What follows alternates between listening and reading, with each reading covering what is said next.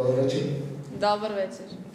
28.12.2012 се събра БСП. Български съвет на прашките. Следствие на нашето проучване се установи, че 1200 години преди Христа прашките са имали военно-бойно предназначение. Като пример за това, ще изтъкнем как Давид цапардоса голямо челото си към камъче и го килна на место. Използвайки еластична, кожена, без шев, много практична и функционална прашка. Няколко хилядолетия, извинявайте, Летос. Няколко хилядолетия по-късно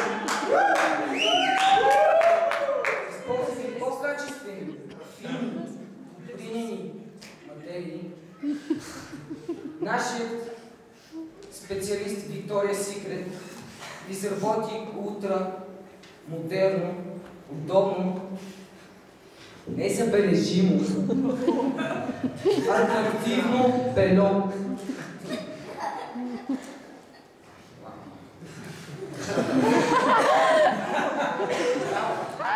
С нов облик прашката на Давид, което придоби широка популярност, както женската, така и за жалост мъжката аудитория. Нашият съвет е категорично за използването на прашките, но иска да предложи нейно ново предназначение. Това ново изключително изобретение наречме го EMP, екологично модифицирана прашка.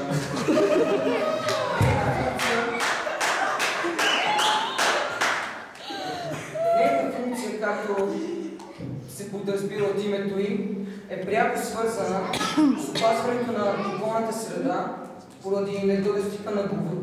Извинете, пак лекс.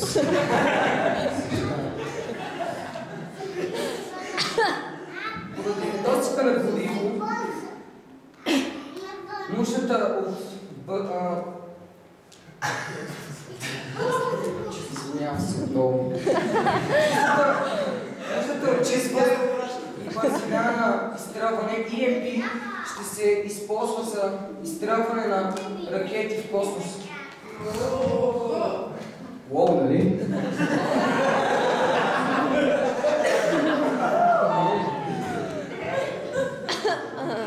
Тя е голяма, еластична, розова с сваровски камъни. Патентована от Виктория Секрет и направена от, забележете, огнеупорна куприна. Първият опит ще бъде извършен от непобедимите, вечни, въпреки ударилото ги земетресение, перничани!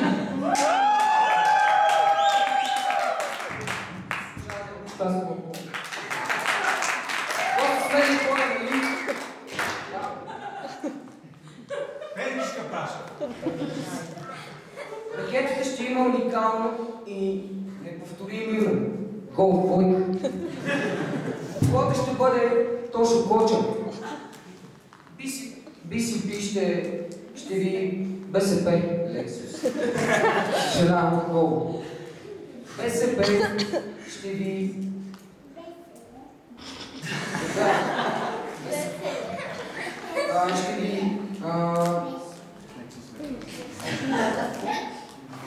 ще ви уведоми за резултатите от пробното изстрелване.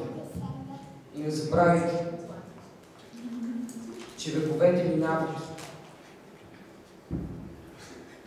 но славата на прашката е вечна.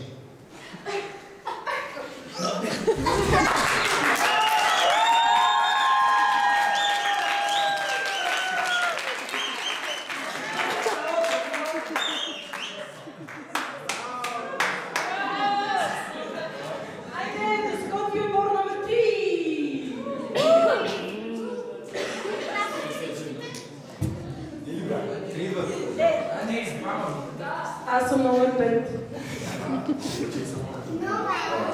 Имаме малко реквизит.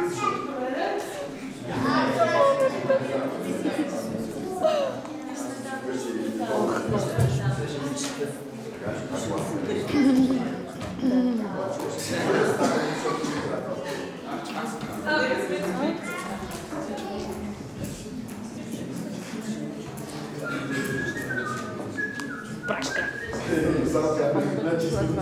Това и аз съм го снимала. Абе, аз съм вече поставя. Аз съм чимчица. Ох, Стеф. Офаре, бе. Абе, На бати казваш. Без микрофон. айде бе, давай. Абе, и сега. На Стефан му се виждат прашките.